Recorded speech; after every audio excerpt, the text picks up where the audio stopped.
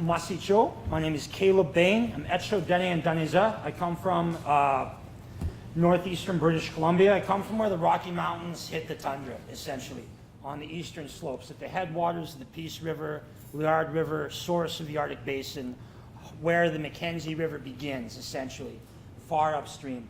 I acknowledge my presence on Laktamish territory, Lami Nation, Northwest Indian College, Masicho. I'm a somewhat invited guest, hope someday to be welcomed, but we'll give it time.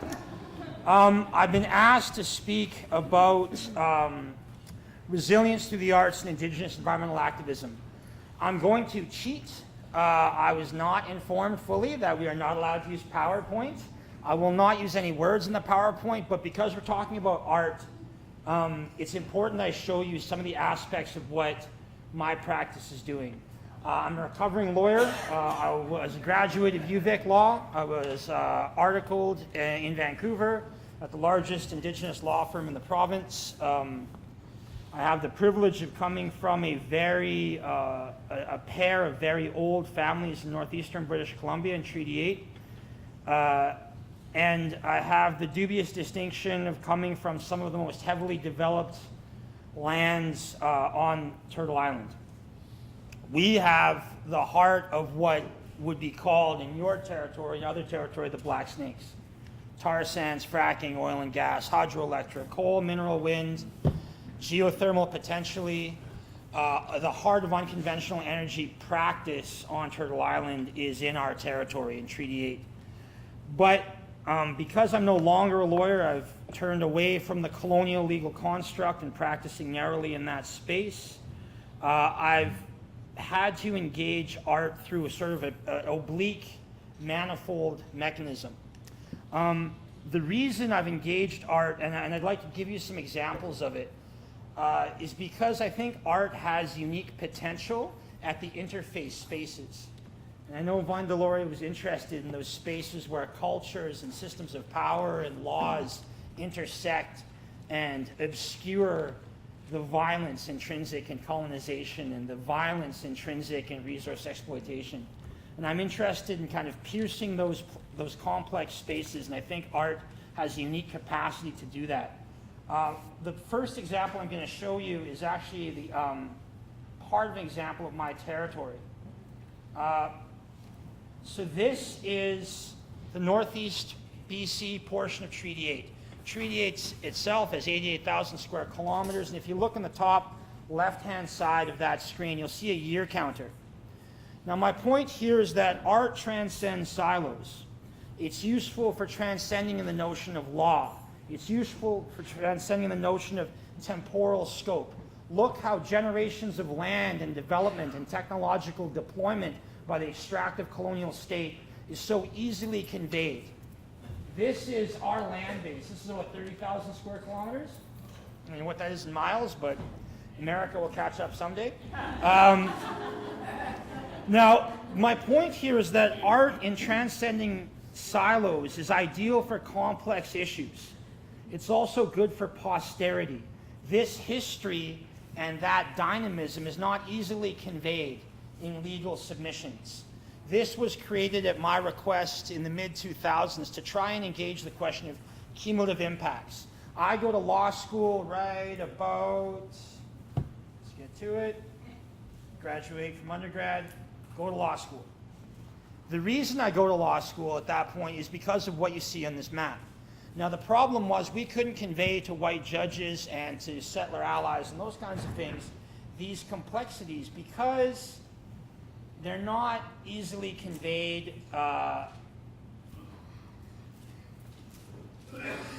They're not easily conveyed without image.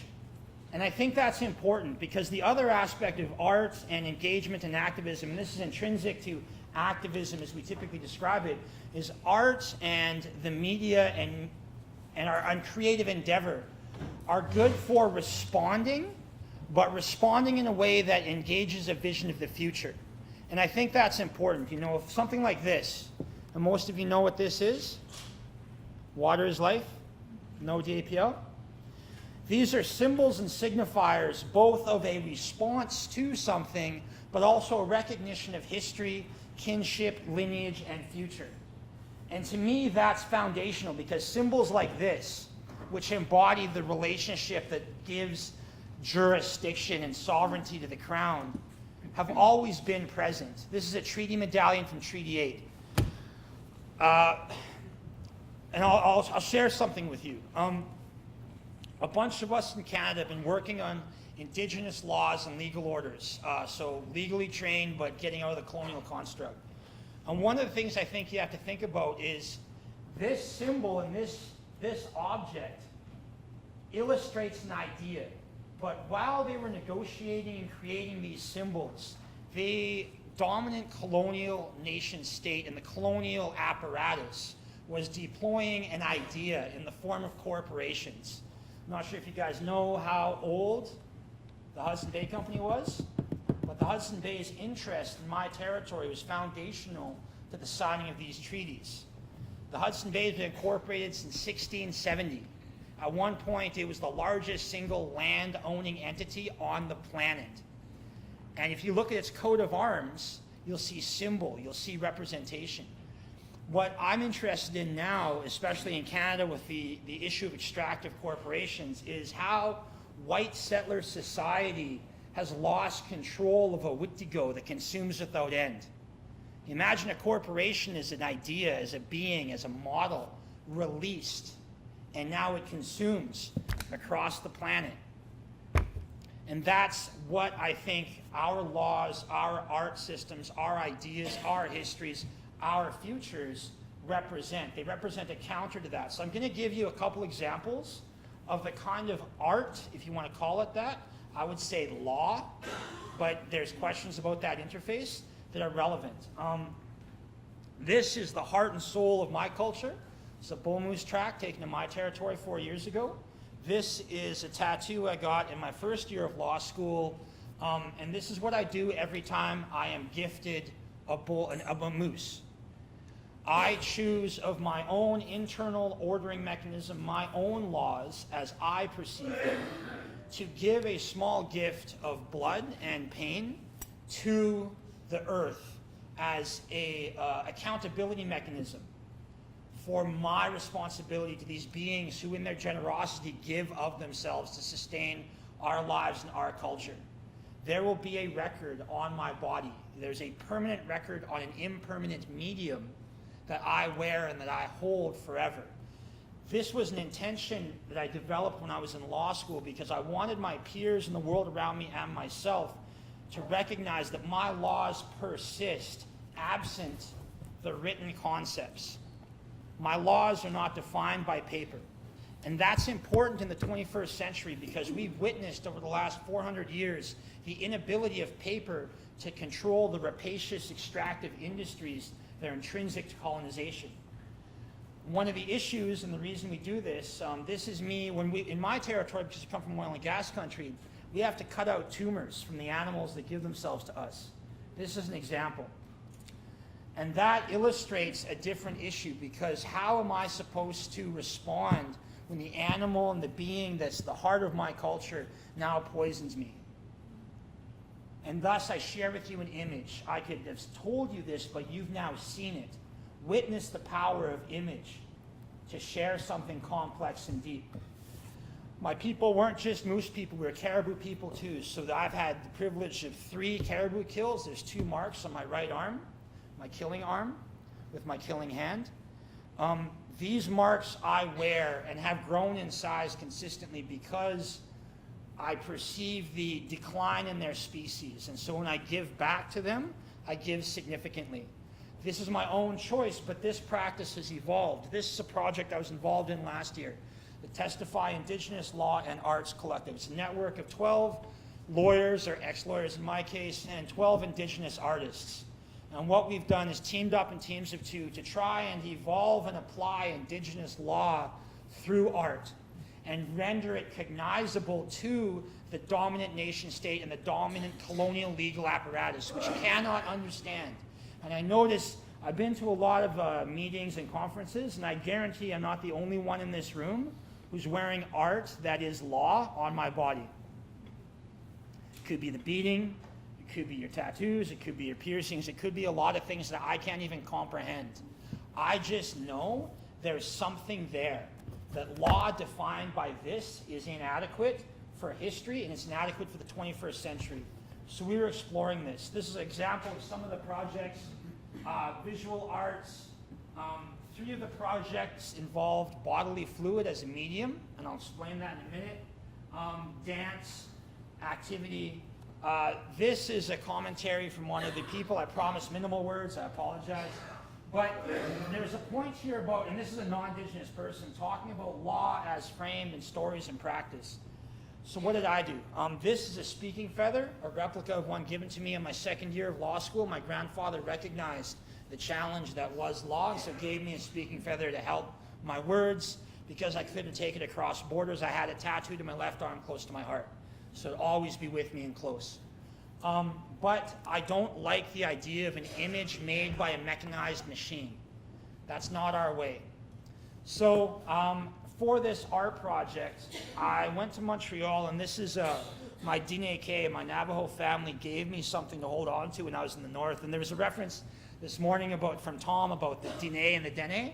One thing about the Diné is in the Hogan, they throw their bad energy north to their relatives up top.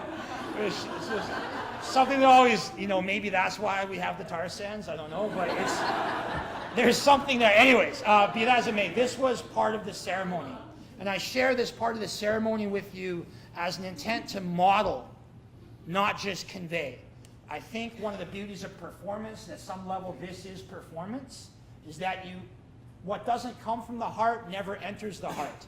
And you need that connection in the 21st century to engage what it is that we're dealing with. So I had the most famous cutter in Canada in ceremony put this on my right arm. Now what I'm doing, we collected the blood from this ceremony. This is the end result. And we took the blood and combined it with Haida blood, which is seawater. And Dene blood and Haida seawater were put on display with images around them. This is the Testify Art Project. And we took a copper and we inscribed Section 35, Sub 1 of the Canadian Constitution. The existing Aboriginal and treaty rights are hereby recognized and affirmed. It's the basis of all contemporary Indigenous litigation in our country. And we carved it into the copper and applied power to this mordant solution. And over the sequence of days that this project was displayed, those words were burned through copper. Now I hope you can see the metaphor, the idea that colonial power burns its law through Indigenous blood. The other commentary, I was toying with pain and blood as mechanisms and mediums for exchange of engagement. I wanted to explore and query this idea that any manifestation of Indigenous law in the 21st century in a colonial legal environment is going to hurt. And that's okay. But that's a contemporary commentary. The real trick with this, though, was that I then pulled a knife on 220 Indigenous lawyers. And in a weird kind of ceremony, I contracted most of the Indigenous lawyers in Canada by cutting apart my first moose hide I'd ever tanned myself. Killed it myself, tanned it myself, whole 9 yards. Cut it into strips. And if anyone who's made a moose hide knows, that's like so many hours. Because it was my first, so I had to do it like 3 times. My grandma laughed at me, and that's how it goes. That's her favorite activity. She's like, no, you're doing it wrong. And so I gifted all of these lawyers, kind of like potlatch, and I tricked them into a contract because they had to bear witness with what we did. With this solution, that kind of greenish solution that you get after you do something like this, we gave that to the Indigenous Law Society, the Indigenous Bar Association of Canada, which represents the practicing lawyers of Indigenous heritage in our country. And me and my partner, Gwai Inshaw, we challenged all of the lawyers to take our blood, burn through this process, and use it as ink to ink new treaties between nations. Now, it's not that this art is just art. It's not that this art is just law. It's not that this art is just resistance. It's about transcending the imposed binaries and boundaries that define an indigenous existence in the 21st century and resist them and push against them. So I'll end with this. There's 4 questions I have, and this could have been a basis for discussion, but Tantu said, don't let the seafood get bad, so I'll just shut down. 1, what is the role of art in facilitating knowledge and spiritual transmission? My friend and partner in this project, Wahid Shah, said 1 cedar tree gives 3 people a year of work. Now that's an economy I can get behind. That's an economy relevant to the 21st century. What is that? You know, they transfer their knowledge through the cedar, and yet 3 people have a full year of work from 1 tree. So what's the role of art and knowledge transmission and spiritual transmission when we question about economies? Secondly, what's the role of art in engaging in the manufacture of indigenous consent? I agree that we're moving from the consultation accommodation era into the consent era, but for those of us on the front lines, we see how indigenous consent is being manufactured. And the dismemberment discourse we had earlier, the previous panel, is an example of that. It's a contemporary issue, impact benefit agreements, all of that stuff. It's ways to enmesh us in the colonial apparatus. How does art engage with that? How does art engage with the internal aspects of that? What do you do about sellout chiefs? Dare you call them out publicly, like I just have? Dare I name that? Perhaps there's another way. And then what do we do about external mechanisms? How do we shame or blame or include or honor the other who engages with us in the manufacture of our consent? Third question. Art can function as a force of social cohesion. This was before DAPL and all that stuff, but I chose to put a symbol of water beneath my chin to remind me that I should always speak or be cognizant of speaking for that which cannot speak for itself. What is the role of body modification, tattoo, art, in creating social cohesion in an adverse environment? What does that mean? What does this actually represent in the 21st century? Is it a t-shirt? Is it a symbol? Is it a spirit? Is there something more to it? I don't know. Fourth question, how does art engage emergent issues and spaces? How does art engage new mediums or old mediums? What are our obligations when the cedar trees are gone? What do we do? How do we engage with the virtual environments? Why are there no coding languages for virtual environments based upon indigenous languages? What about the spirit that we carry moving into the virtual world? How do these things get queried? My submission to you as a former lawyer is that I think art and resistance are intrinsically connected in the 21st century. So with that, I'll finish. Thank you for listening. Masacho.